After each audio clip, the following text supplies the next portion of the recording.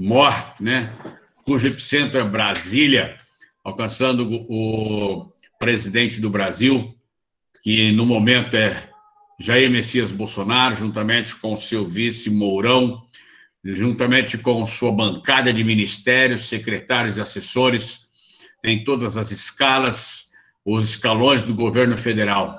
Nós os abençoamos com uma unção de governabilidade para que possam ter sabedoria para administrar, né, dentro da perfeita vontade do Senhor, o nosso Brasil no âmbito federal. Queremos estender também, alcançando os governadores de estado, assim como os prefeitos em cada município, com a mesma unção de sabedoria para governar no âmbito estadual, de acordo até com aquilo que o STF delegou aos governadores e prefeitos em relação à pandemia, né, para que eles tenham sabedoria na administração dos recursos e onde quer que seja atacado, né, a forma em que tem que adotar para que nós tenhamos sucesso no combate a essa pandemia. Nós abençoamos cada um deles no temor do Senhor, né, que a perfeita vontade do Senhor, irmãos, venha à luz, sabe, na sua plenitude, e que tudo aquilo que se levanta contra a perfeita vontade do Senhor caia por terra, e o nosso Brasil seja o celeiro das nações, como tem sido falado em nível de abastecimento de 1/3 da população mundial. Olha só que coisa fantástica, né? Mas que seja também o celeiro, sabe, do amor de Deus, da palavra viva, da palavra de Deus, alcançando os corações, trazendo alento aos desalentados, né? E que possa realmente alcançar os corações dos necessitados. Quero abençoar os vereadores, deputados estaduais, deputados federais e senadores, né, na mesma linha de pensamento, né? Eu diria que seria legislabilidade, mas isso não se encontra no dicionário, mas que possam fazer as leis dentro da perfeita vontade do Senhor, né, para que possa corroborar com os executivos a desempenhar a administração dentro da perfeita vontade do Senhor. Quero abençoar também o Poder Judiciário, e desta feita o Fux, né, sendo presidente do STF, e dele, né, todos os desembargadores, ministros, juízes, promotores, enfim, em todas as comarcas do Brasil. Nós os abençoamos para que a justiça de Deus possa permear as atitudes de todos os homens e mulheres que estão ligados à justiça no Brasil. Nós alcançamos eles no nome do Senhor Jesus. Alcançamos os advogados, né? Tenho aqui ao meu lado o doutor Eliseu, né? E através dele nós alcançamos todos os advogados do Brasil, para que possam exercer as suas funções, né? A sua profissão de uma forma ilibada, e que realmente, através das suas ações, o Senhor possa ser honrado, exaltado e glorificado na vida daqueles que têm o conhecimento do Senhor, é lógico, mas dos demais, que a justiça divina seja pautada na vida de cada um, nas suas formas de atuação. Quero abençoar a unidade entre os 3 poderes, irmãos: justiça, executivo e legislativo. Judiciário, legislativo e executivo. Sabe, para que possam, com coesão, trazer uma administração que possa culminar com a perfeita vontade do Senhor. Sempre lembrando, irmãos, é a perfeita vontade do Senhor que nós estamos declarando. Ele disse que nós temos que pedir, então por isso nós pedimos que a perfeita vontade dele venha à luz no nome do Senhor Jesus. Amém? Só mais um detalhezinho com relação à saúde. Aos irmãos que estão acometidos da Covid, né, nós queremos colocar diante do Senhor, e outras comorbidades também, para que o Senhor possa trazer saúde divina em cada um deles. Viu, Sarinha? Atendendo ao seu pedido, nós abençoamos a sua casa, a Nina com cura divina, proteção, o Paulo, né, com a Miriam, enfim, né, o Rafael mais a Mariana. Nós os abençoamos, sabe, para que o sangue do Cordeiro, como a Nina falou, que foi passado nos umbrais das portas, foi passado nos umbrais dos nossos corações. E isso traz, como a Adilson falou, a nossa imunidade. Amém? Um abraço a todos, Deus abençoe. E nós abençoamos o Rai agora, né, Rai? Que vai compartilhar conosco a palavra de Deus. Que na unção do Espírito você possa alcançar os nossos corações e os nossos espíritos, e que nós saímos dessa reunião edificados na força, na unção e no poder do Senhor. Deus abençoe. Abraço. Amém.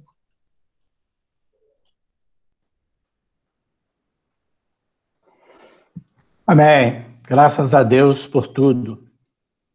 Como é que está o som aí? Tá bem? Lino, som, Zé Abud. Ótimo. Vamos projetando Ótimo. aí a palavra. Quem está no celular horizontal sempre vê melhor a palavra, tá? Você pode até abrir, expandir a palavra. Ela está projetando, demora um pouco, porque estamos com 187 conexões. Quem está no computador, no botão, 3 botões, é chamado de semáforo, do lado direito, rodapé embaixo, tem uma opção de layout. Tem um layout chamado mosaico. Você pode ampliar para 48 pessoas. É o máximo que essa plataforma permite. Então, do lado direito, embaixo, tem 3 botões para quem está no computador. Tem uma opção de layout. Aí você escolhe mosaico, que são vários quadradinhos. Aí no rodapé você bota o máximo, que é 48, 49 visualizações. O Maurício está gravando. Vamos lá. A equipe apostólica estava querendo ministrar essa palavra para o corpo. Essa palavra aqui foi a palavra do mês de 2007. O título dela é Esse é o Verdadeiro Jesus.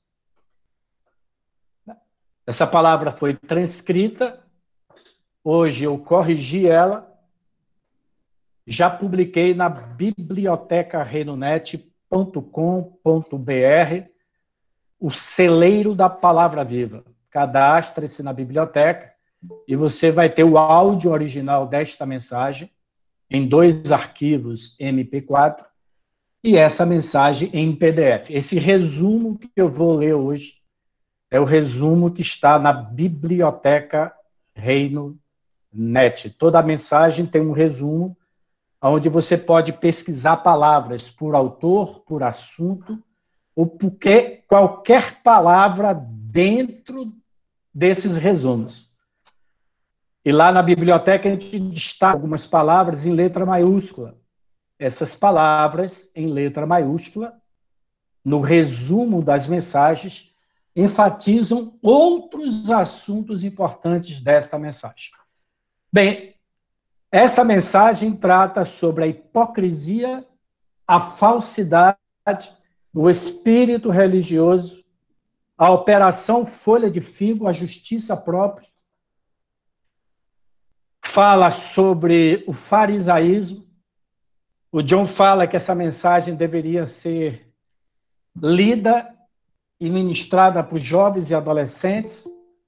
Hoje à tarde eu coloquei esse resumo lá no grupo de jovens e adolescentes, convidando-os para estarem nessa conferência. E diante de todo o farisaísmo que a religião cria e alimenta na natureza humana, nós queremos conhecer o verdadeiro Jesus. Então essa palavra é um contraste entre o espírito religioso e mostra como Jesus era transparente, ele era verdadeiro. Eu vou ler o resumo aqui está muito bem sintetizado, e talvez eu vou ler só a primeira página ou a segunda página. Vamos lá? Essa palavra revela a necessidade de trazer um julgamento contra esse último reduto religioso que coloca as pessoas numa posição de hipocrisia e falsidade. A palavra viva de Deus é viva e eficaz, fala em Hebreus, e mais cortante do que a espada de 2 gumes, que penetra até o ponto de dividir, separar alma e espírito, junta e medula, e não há criatura que não seja revelada na sua presença. Então, mais uma vez, a palavra viva aqui está expondo um último inimigo que a gente tem que crucificar, que é esse espírito religioso, hipócrita e fariseu, que existe em diversos tamanhos ou manifestações em nossa natureza. Foi para expor esse espírito falso que o Senhor contou a história do fariseu e do publicano em Lucas capítulo 18, de 9 a 14. Ele começa essa mensagem relembrando essa história verídica. Jesus era muito observador. Quando ele ia no templo, ele observava a oferta da viúva. Chamava os discípulos, falou, está vendo ali? Então, Jesus observava as orações dos fariseus e a oração de um publicano. Publicano era um grupo, era um partido judaico. Na verdade, estamos rompendo mais uma camada desse espírito religioso, camada sobre camada. A palavra viva vai expondo camadas sobre camadas, né? E curando a gente desse espírito religioso e falso que amarra as pessoas numa posição de afastamento de Deus. Existem duas classes de pessoas. Há aquelas que querem realmente andar com Deus e têm sido libertas para serem transparentes diante de Deus e uns dos outros. Ele vai falar muito sobre essa transparência, essa verdade que nem Jesus era, dos nossos relacionamentos. E ele vai falar muito do espírito de julgamento. Nós somos muito críticos e temos a tendência de julgar as pessoas pela aparência, pela maneira de ser e por algumas atitudes também. Então, o espírito religioso é um espírito crítico, cheio de julgamento. E há aqueles religiosos que são hipócritas. Hipócrita é aquele que é uma coisa, fala uma coisa, mas vive outra. Isso é hipocrisia, é uma falsidade. E querem aparecer aquilo que, na realidade, não são. Tá? Esse é o modus operandi de Satanás, que não só se faz anjo de luz, mas também usa os seus mensageiros para parecerem ministros de justiça. Essa palavra tem o objetivo de alcançar especialmente os adolescentes e os jovens. Os jovens têm sido vítimas da autocondenação. Condenação essa que foi ministrada pela velha ordem religiosa, principalmente os jovens daquela época, né? Que participaram de igrejas e vieram para o reino. Talvez os jovens fossem mais libertos se ouvissem a palavra e recebessem impartição, pois as pregações vazias, sem vida, legalistas, só criam mais restrições que não levam a lugar nenhum. A maneira de ser de Jesus foi uma afronta, uma confrontação para os religiosos daquela época. E ainda é para hoje. Esse final do ano, período de férias, eu tirei um período de quase 30 dias em Salvador, e eu tirei para conhecer mais esse Jesus. E realmente, Jesus confrontou a estrutura religiosa e farisaica daquela época. E o John vai falar sobre isso. Então, eu assino embaixo ao que o irmão Stevens fala aqui. Jesus foi muito sincero ao condenar veementemente a hipocrisia da religião. Aliás, o reino de Deus, aquela pedra cortada sem auxílio de mão, veio confrontar a Babilônia econômica daquela época. Jesus falou muito, né, da exploração dos fariseus, dos saduceus, das indulgências, de transformar a casa de Deus em um covil de ladrões. Jesus veio confrontar o sistema político daquela época, que era opressor, cobrava impostos indevidos, e ele também veio confrontar o sistema religioso daquela época. Os fariseus que tentavam aparentar o que não eram, condenando a sinceridade dos publicanos. Glutão e bebedor. Assim é que Jesus era chamado pelos religiosos. Ele comia com pecadores, com prostitutas. Ele saiu de Jerusalém para ter um encontro com uma mulher samaritana. Ele foi jantar na casa de Zaqueu. Ele deixou uma mulher lavar os pés dele. E isso foi uma confrontação de toda a religiosidade. Com certeza, Jesus se tornou uma pedra de tropeço para os religiosos. E ainda continua sendo. O segredo é que ele, Jesus, nunca tentou aparentar algo que na realidade não era. No reino não haverá nada escondido. É melhor que nos livremos já de todas as máscaras. Bem apropriada, né?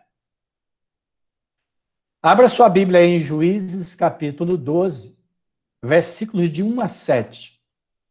A história da palavra Shibolete, em Juízes 12, de 1 a 7, é um bom exemplo da religiosidade de hoje. Se você não entender esse texto de Juízes 12, de 1 a 7, e o que significa essa expressão Shibolete, você vai perder um excelente ensinamento desta palavra. Eu vou explicar para vocês com mais detalhe, porque o irmão Stevens explica, mas algumas pessoas acho que ainda não entendem. As pessoas podem ser discriminadas por não conseguirem falar da mesma forma que elas. Na verdade, Deus está interessado no que somos interiormente. A Bíblia fala que o homem olha o exterior, mas Deus pesa na balança da sua justiça o coração. Então, a palavra viva fala muito disso, a motivação é a questão. O espírito reto. Né? Você pode ver uma pessoa aparentemente fazendo uma coisa errada, mas com o espírito reto. E você pode ver pessoas fazendo coisas aparentemente certas, como, por exemplo, mandar descer fogo do céu para consumir todo o pecador, como aconteceu com João e André, né? João e Tiago, aliás, lá em Samaria, mas Jesus repreendeu o espírito errado deles. Eles queriam usar da mesma vingança que o profeta usou no Antigo Testamento. Então, Deus está interessado no que somos interiormente, e não na forma de falarmos ou tentarmos aparecer. Cuidado aí, Débora. Serra, você está ligando o seu microfone. Vamos entender um pouco aqui, Juízes 12, de 1 a 7. Abra sua Bíblia. Isso aqui é uma história. Aqui na minha Bíblia, em Juízes, capítulo 12, fala: Jefté peleja contra os eframitas. Então, o que é que acontece? Jefté, o juiz, ele foi combater os filhos de Amon, os amonitas, e não chamou os efraimitas, os seus irmãos efraimitas, os descendentes de José, de Efraim, para a peleja. Os efraimitas eram excelentes guerreiros, excelentes soldados. E Jefté foi guerrear contra Amã e não chamou os efraimitas. E os efraimitas falaram: mas o que é isso, meu irmão? Por que você não nos chamou para pelejar contra Amon? E Jefté fala: só houve outras ocasiões que eu convidei vocês e você não veio. Portanto, desta vez, eu não convidei você. E houve grande discussão entre duas tribos irmãs. A tribo de Gileade, que Jefté era um gileadita, da tribo de Gade, e os efraimitas, a tribo de Efraim. E aí, houve uma peleja entre eles, e Jefté foi para a divisa da região Jordão e colocou guardas na fronteira. E todas as pessoas que queriam entrar na fronteira, ele usou essa senha. Quem falar Shibolete com CH pode ultrapassar e pode passar a fronteira. Mas quem não souber falar Shibolete será morto. Então, os efraimitas falaram Sibolete com S de sábio. O que é que o John entende aqui e realmente é o que a Bíblia quer ensinar? O Jafé e os descendentes de Gileade tinham preconceito contra os efraimitas. Eu não sei se vocês sabem, os descendentes de Efraim são descendentes de José. E eu aproveitei nesta literatura e coloquei uma nota de rodapé para você entender melhor isso. Então, José, quando estava no Egito, o faraó deu uma esposa egípcia para ele, e José teve 2 filhos a partir de uma esposa egípcia. José teve Manassés e Efraim. Portanto, os efraimitas tinham um sotaque nordestino. Eles tinham um sotaque gaúcho. E eles eram tidos como povo de uma linhagem não pura. Eles tinham um sotaque egípcio. E como os judeus prezavam pela língua sagrada hebraica, que deveria ser pronunciada de forma correta, já existia entre as 12 tribos um preconceito com Manassés e Efraim, porque eles eram descendentes de José com uma egípcia. Eles tinham uma descendência mista, misturada. Então, essa briga entre irmãos faz-nos lembrar o preconceito religioso que pode acontecer conosco.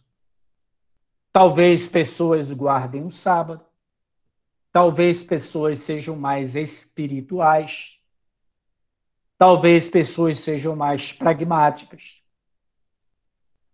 Então, o John fala que esse espírito religioso, ele produz essa acepção, essa hipocrisia, produz essa divisão no corpo de Cristo. Morreu 42 mil pessoas, fala no versículo 7. Ok? Então, eles não falavam Shibolete, é que nem você chamar pastor. Né? Você vai lá no Rio Grande do Sul, fala pastor. Você vai aí no interior de São Paulo, fala pastor, o R é puxado.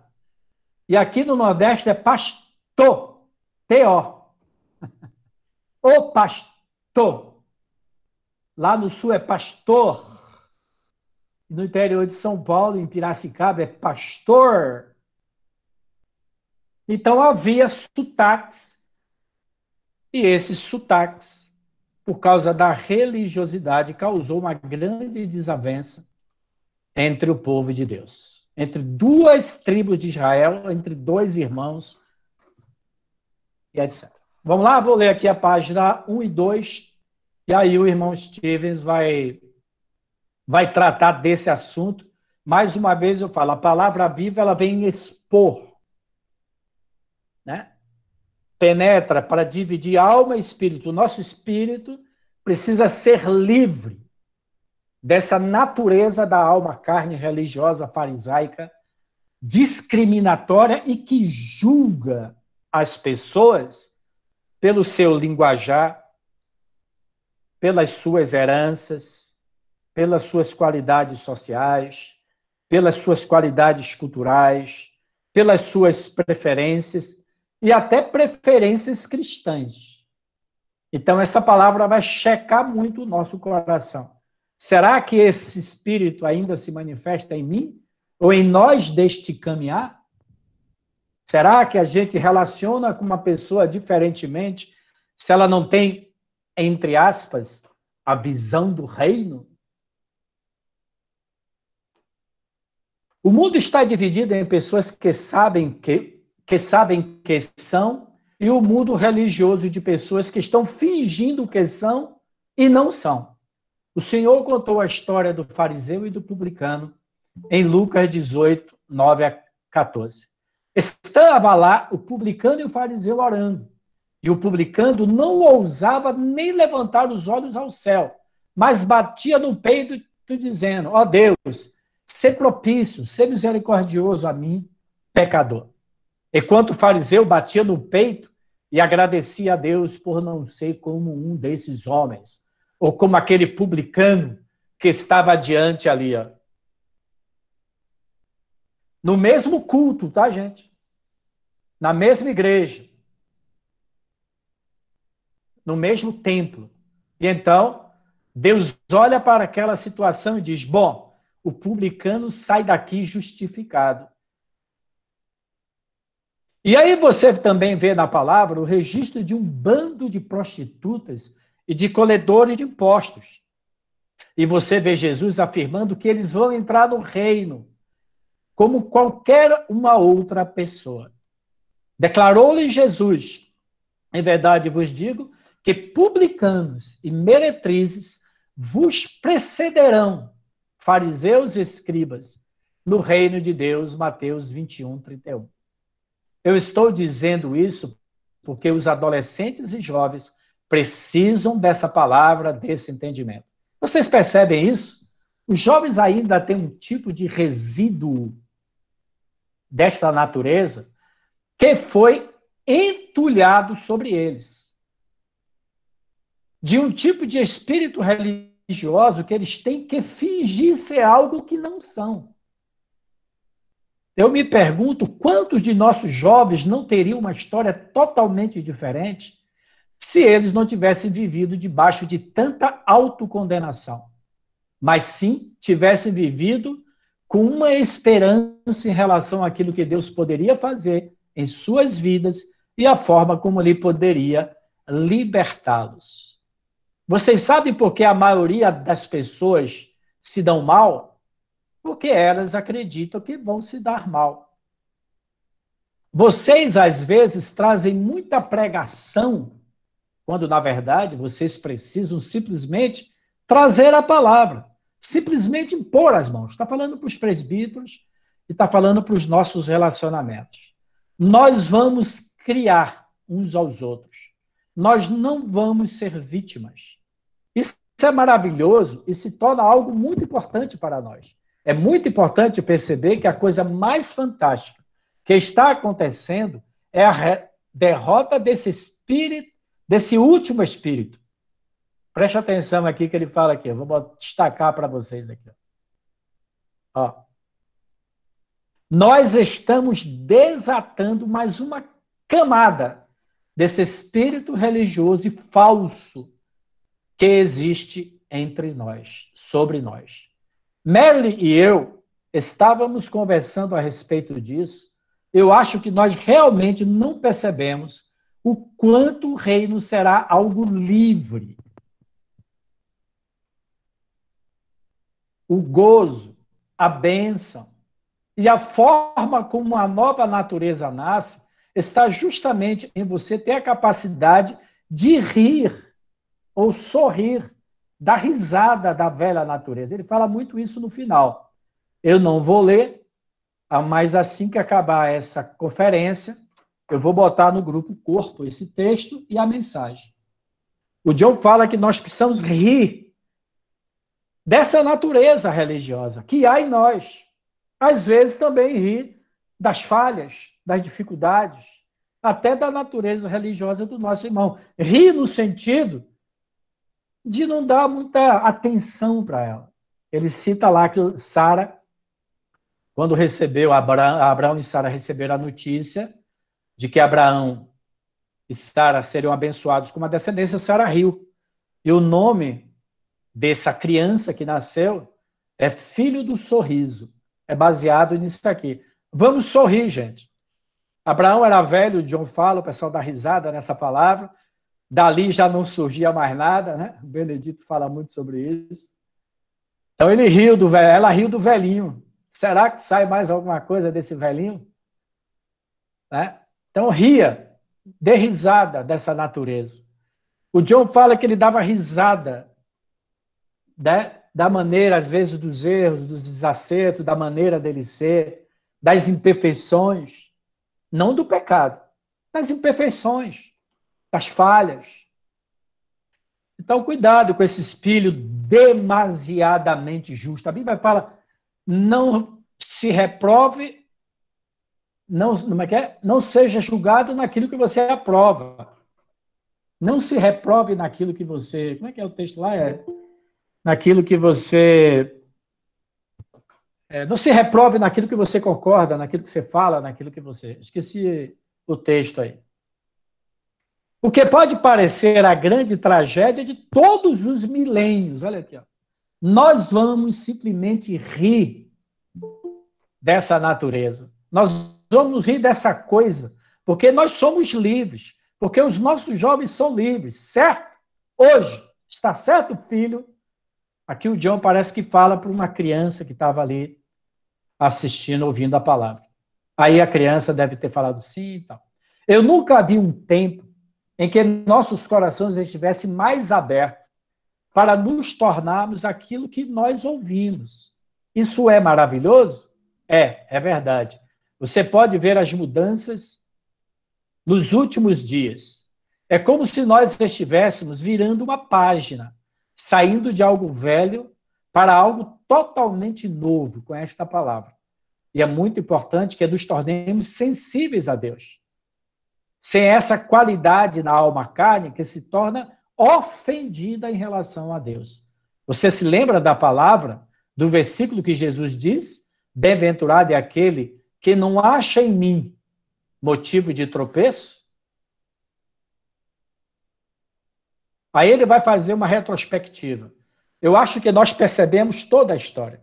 Se nós pudéssemos ter um tipo de feedback, uma retrospectiva, ou uma apresentação em câmara lenta do que Jesus fez quando esteve aqui na Terra, com letra maiúscula, nós ficaríamos muito surpresos ao vermos o quanto Jesus e o comportamento dele era ofensivo, na verdade, para o mundo religioso. Ofensivo para o mundo religioso. As pessoas que conheciam a Deus naquela época sentiam-se muito ofendidas em relação a Jesus, porque elas ainda retinham aquela qualidade dentro delas que é simplesmente um julgamento no nível de alma, de gostos, de preferências. Né? Paulo fala aos Coríntios, né? Se há entre vós murmúrio, divisões, é sinais que sois psíquicos, sois cristãos da alma, porque há entre vós divisão. Uma forma de estabelecer padrões os quais todo mundo tem que se conformar. Você tem que andar no padrão. E esse padrão, em vez de ter mudado a natureza das pessoas, tem criado um espírito farisaico. Talvez até em nosso meio. Seguir as regras e não o espírito das regras. É isso que ele está falando aqui. Se você olhar, se você pesquisar a história do cristianismo, perceberá que os estágios da restauração, e agora estamos há 80 anos da restauração, da experiência com o Espírito do Senhor sendo derramado, experiência com o Espírito Santo, semelhante ao que aconteceu em Atos, a manifestação dos dons espirituais. E nesses 80 anos, com quantas coisas nós tivemos que lutar, vez após vez, novamente, em relação a essas tendências religiosas. Quantas vezes tivemos de lutar contra essas tendências que nós temos de criar padrões para as pessoas e julgá-las, ou discriminá-las. Essas coisas são terríveis, porque não estão nas Escrituras. Esses padrões não estão nas Escrituras. Nunca existiram desde o começo. Não abaixe o nível da palavra viva. Não façam isso, pelo amor de Deus. O que você pensaria de um homem que surgisse como um líder religioso? Ele vai falar de Jesus. E tivesse as ancestrais, de certa forma, duvidosos. Não sei se você sabe, quando na Bíblia, no Novo Testamento, fala Galileia dos gentios. A Galileia não era só a Samaria, que era discriminada pela elite religiosa da Judéia. A Galileia também era chamada... gente, esse negócio de você dar título às pessoas, rotular as pessoas. Essa pessoa não tem fome de Deus. Cuidado com os rótulos. É isso que ele está dizendo aqui, ó. Então, a Galileia tinha um rótulo na Judéia de Galileia dos gentios. Por quê? Porque a Galileia ficava na fronteira, a 10 quilômetros da cidade de Herodes, de Decápolis, e fazia fronteira com regiões impuras. Por isso que quando Maria estava grávida de José e foi lá para Belém, a sua cidade natal, por que ninguém hospedou Maria e José? Por quê? Lá vem os nossos primos galileus da Galiléia, sujos, imundos, daquela região misturada com pagãos. E se você olhar a descendência de Jesus, tinha algumas prostitutas, pessoas de uma linhagem não tão real, porque Deus quis mostrar a graça e a misericórdia dele, que as prostitutas, os publicanos, seriam alcançados pela graça e misericórdia deles. Então, cuidado com os rótulos. Para começar, muita gente pensou que Jesus era, na verdade, um bastardo. Bastardo é filho sem pai e sem mãe. Então, ele vem naquelas ruas sujas de poeira e se senta, né?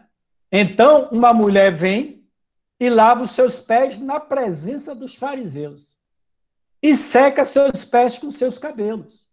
E aí, sua reputação de glutão e beberrão. Mateus 11, 19. Esse é o meu Jesus. É o título dessa mensagem. Esse é o verdadeiro Jesus, que vai ser uma pedra de tropeço para toda a natureza religiosa que possa existir em nós.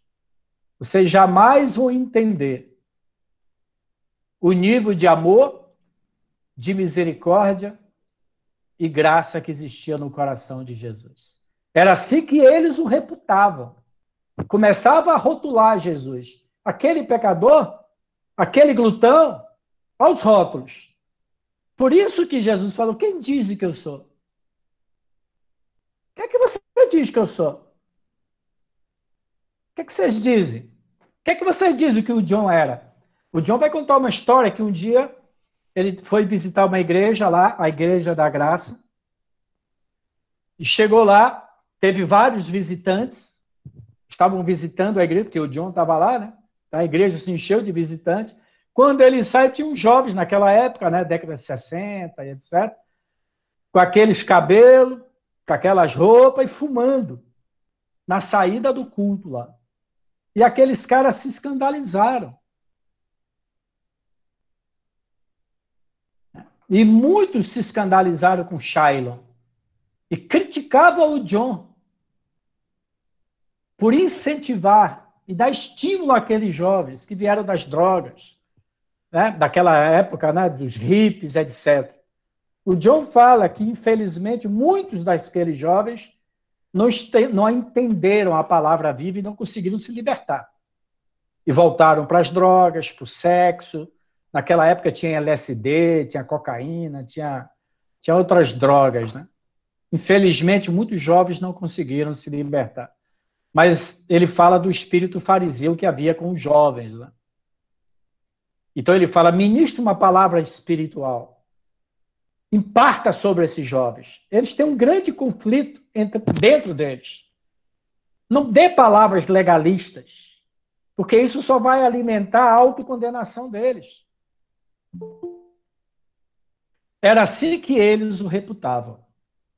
E é assim, como glutão e beberrão, que a coisa acontecia. Eu não anotei o horário aí, cadê meu monitor, Josias? Dá qualquer coisa.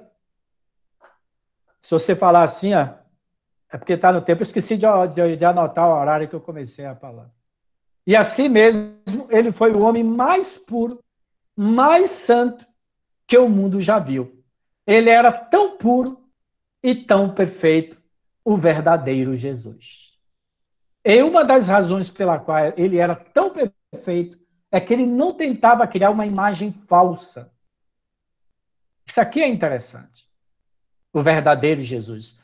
Uma imagem falsa de si mesmo. Uma imagem religiosa. Cara, hoje eu estava aqui na rua de Garanhuns, fui levar a Patrícia ali no centro, e ela falou, eu vou ali numa loja, me aguarde aí. Aí passou 2 religiosos com aquela roupa preta.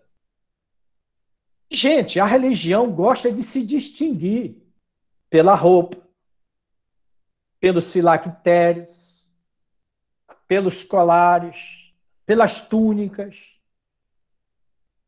Jesus usava roupa comum. A gente não tem cadeira especial para presbítero, para apóstolo. Então, o mundo religioso gosta dessa coisa de sentar na frente, os primeiros lugares, naquelas longas orações. Gosta de ser elogiado pelos homens. Puxa, que palavra legal. Ou quando ele dá a palavra, ele fala, vem aí, irmão, gostou da palavra? Que insegurança, cara. Se a palavra é de Deus, você não tem que perguntar se gostou, porque não é sua, é de Deus. Ou você está querendo elogio?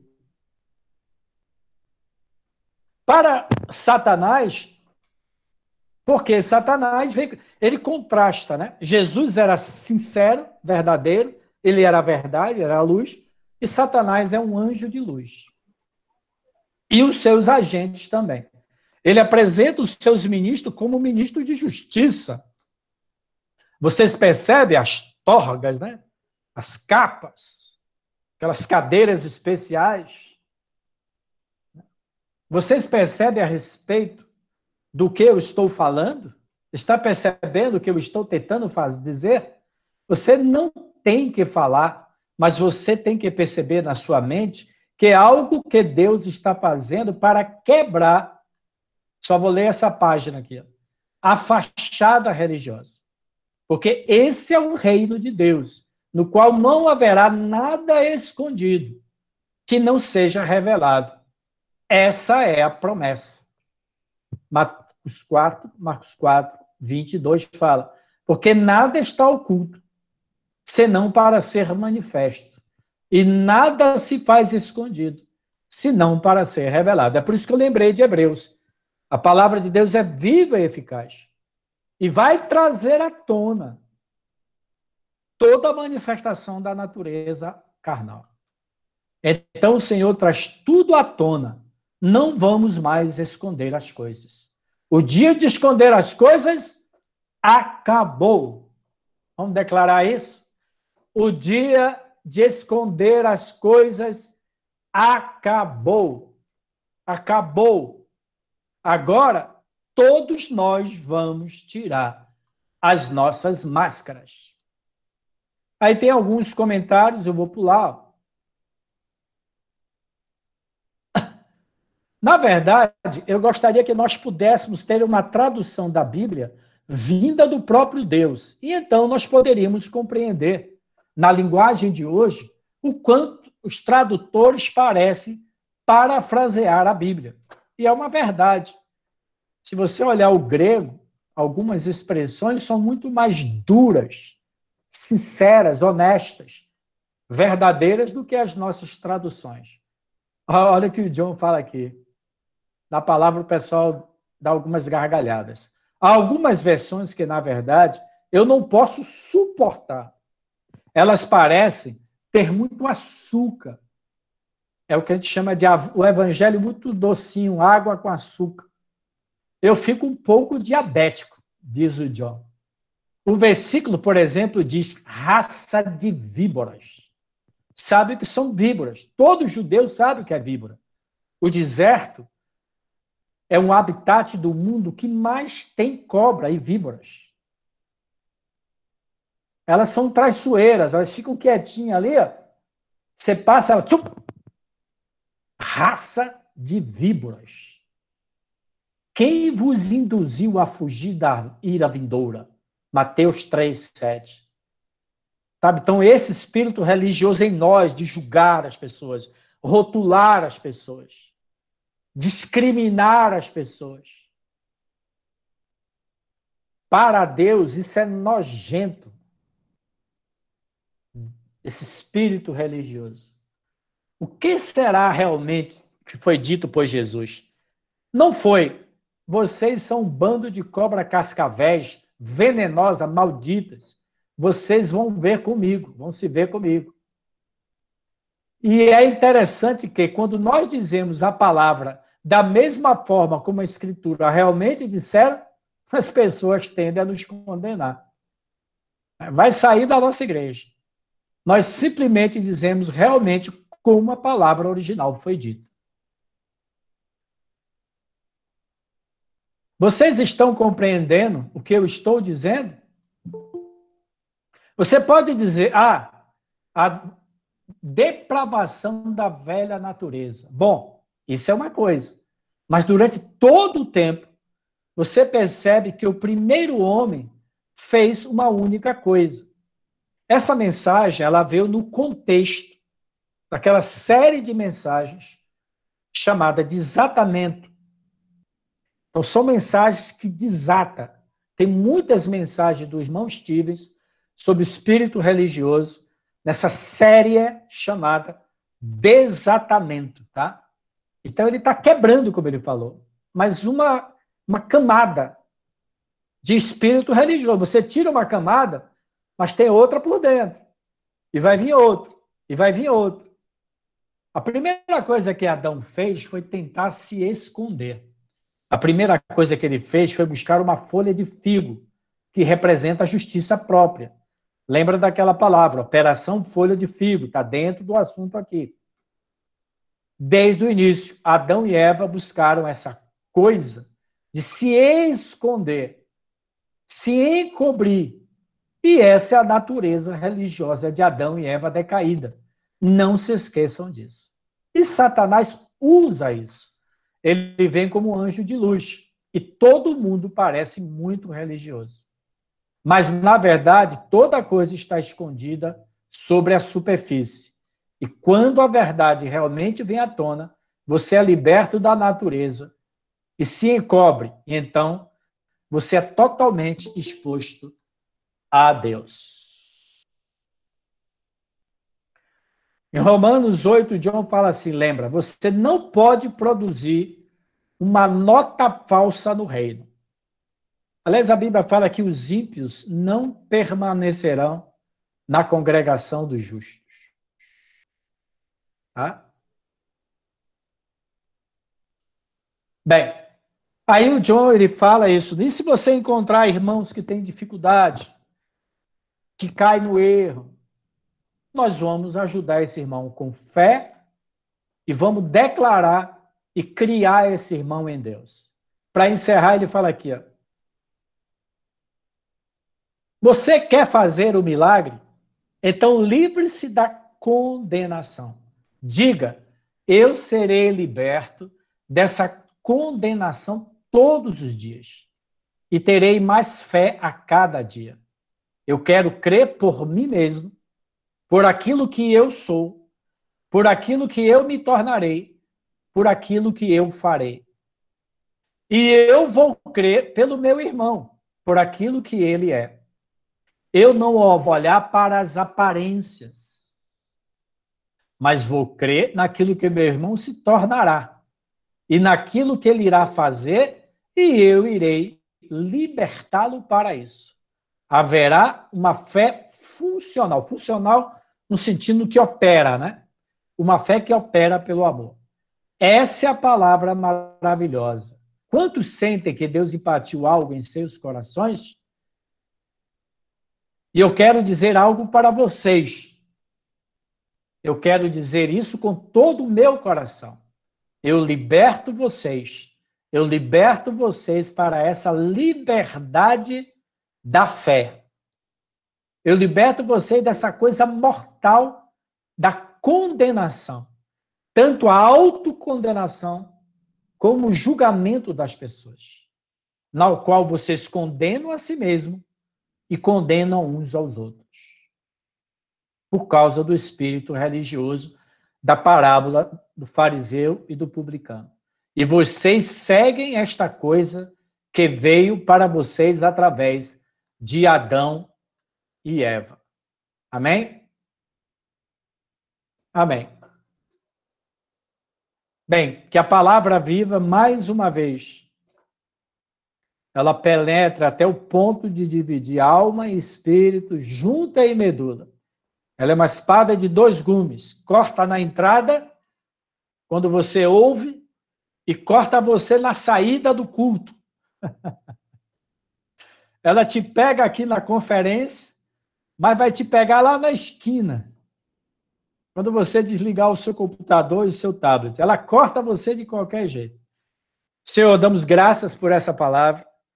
Nós trazemos um julgamento definitivo dessa herança religiosa farisaica hipócrita, maldita, que nós herdamos da religião do Éden, pós-pecado. No Éden não havia religião. Essa natureza adâmica, ela é religiosa.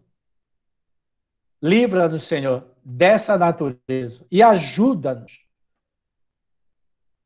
a orarmos e sermos uma proteção para os nossos irmãos. No nome de Jesus. Amém. Agora vai para o São Paulo aí com... Ô, Rai, eu queria só... Aquele texto que você citou aí é Romanos 14, 22. Bem-aventurado é aquele que não se condena naquilo que aprova. Isso. Bem-aventurado é aquele que não se condena naquilo que você aprova, naquilo que você faz, né? Isso. Então, você aprova uma coisa, não, isso é o verdadeiro, isso é certo. Mas você se condena naquela coisa. É isso aí, bem lembrado. Obrigado, Roberto. Bem-aventurado o homem que não se condena naquilo que ele aprova. Amém. Olá, Samuel.